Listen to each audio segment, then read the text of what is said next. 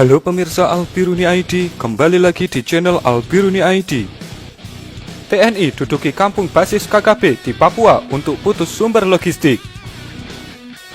TNI terus berupaya membatasi gerak kelompok kriminal bersenjata atau KKB. Pimpinan Egyanus Kogoya yang menjadi dalang kasus penyerangan di distrik Mugi, Nduga, Papua. Upaya tersebut dilakukan TNI dengan memutus jalur-jalur logistik kelompok tersebut. Nah, sekarang yang kita lakukan adalah memutus jalur-jalur dia, termasuk sumber logistiknya. Hampir semua kampung yang jadi basis operasi dia sudah kita duduki, termasuk distrik Mugi. Mereka berbasis markas besarnya ada di Mapen, Duma. Sekarang sudah kita duduki, kita dirikan pos.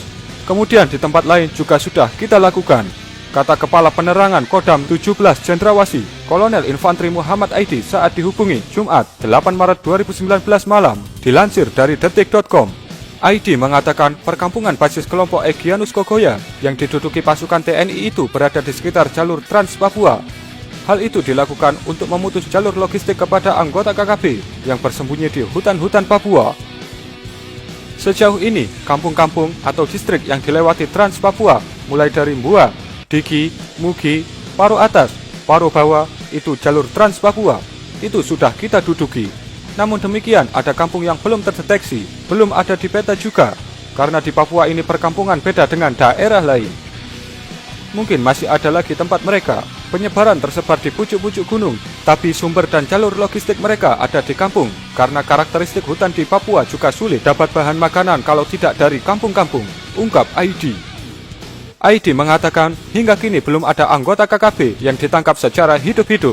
Namun, ia memastikan setiap ada kontak senjata dengan TNI, setidaknya ada 7-10 anggota KKB yang tewas tertembak. Kalau dari setiap kontak tembak, kita juga pastikan dari mereka juga ada yang jadi korban, termasuk kemarin kontak itu.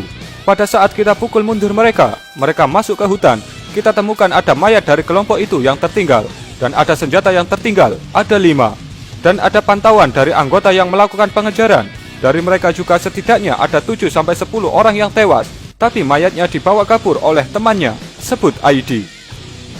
Saat ini sudah ada 600 personel TNI dari Makassar dan Jawa Timur yang tiba di Timika dan Jayapura, yang akan bergerak secara bertahap masuk ke Nduga, Papua hari ini. Ia mengatakan selain melakukan penegakan hukum, para personel tambahan ini akan meneruskan pembangunan jembatan di Trans Papua yang sempat terhenti karena ada pembantaian dari KKB pimpinan Egyanus Kogoya. Kita hanya berusaha memantau, tapi kita tidak akan mundur dengan situasi itu. Kita berupaya lakukan dalam penegakan hukum. Kita juga upayakan untuk melanjutkan pembangunan infrastruktur pasca terjadinya tindakan pembantaian tanggal 2 Desember tahun lalu. Ini kan dari kelompok mereka juga. Dengan terjadinya pembantaian itu, pembangunan jadi terhenti. Namun, komitmen kita, pembangunan tetap harus jalan, meski dalam kondisi darurat. TNI selalu tampil sebagai garda terdepan, ujarnya. Sebelumnya, kelompok Egyanus Kogoya ini juga menjadi dalang penyerangan pekerja proyek Trans Papua pada awal Desember 2018 lalu. Mulanya disebut ada 31 pekerja yang tewas. Namun Kapolri, Jenderal Tito Karnavian menyebut korban tewas sebanyak 20 orang. Sebanyak 19 orang merupakan pekerja proyek, dan 1 orang adalah prajurit TNI.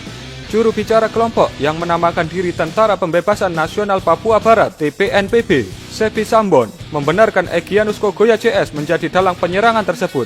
Menurut Sepi, jauh sebelum penembakan, mereka telah memperingatkan agar pembangunan jalan Trans Papua tidak dilanjutkan.